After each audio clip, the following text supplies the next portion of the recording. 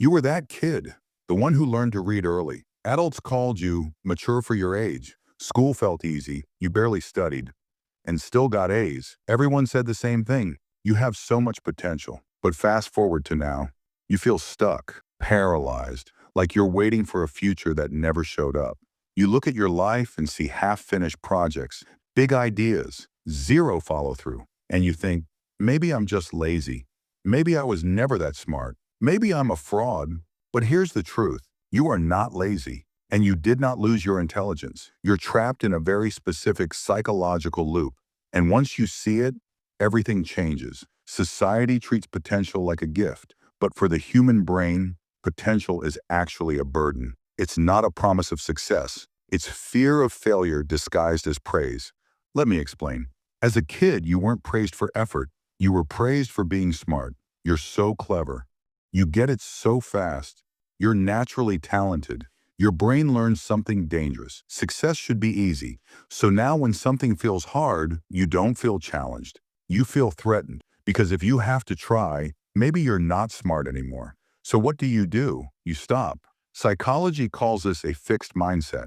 You avoid the work to protect the identity. This isn't laziness, it's self-defense. Here's what people misunderstand about your procrastination. They think you don't care. The truth? You care too much. You're terrified of being average. So you'd rather do nothing than do something and be just okay. In your mind, a 0 is safer than a 60%, because 0 means, I didn't try. But 60% means, I tried, and this is my limit. And that thought feels unbearable. So you choose the comfort of potential over the risk of reality. This creates the second trap, the taste gap. Because you're smart, you have good taste. You know what great work looks like. But because you never learned to struggle, your skills can't match your taste. You write one sentence and hate it. You start a project, and it feels messy. A normal person thinks, I need more practice. But the former gifted kid thinks, I've lost it. You see the gap, and instead of building a bridge, you quit. Not because you can't do it, but because you can't stand being bad at it. So how do you escape this? You rewire your reward system. Here's the rule that changes everything. The bad draft rule 1. Give yourself permission to be average 2.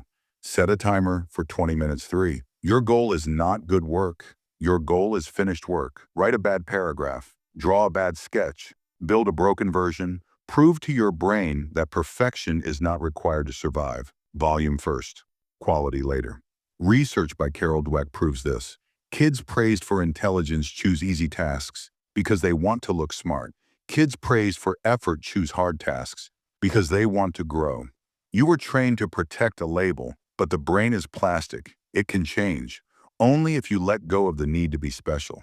Listen carefully. You are not broken. You were just praised for the wrong thing. Being gifted was a description of your childhood. It is not a definition of your adulthood. Struggling doesn't mean you're failing. It means you're learning. Real intelligence isn't knowing the answer instantly. It's staying with the problem longer than anyone else. So I'll leave you with this. If the label smart disappeared tomorrow, who would you actually become? Because that person is the one who can finally build a life. Question for you. Do you struggle more with perfectionism, doing nothing, or burnout, doing too much? Comment below.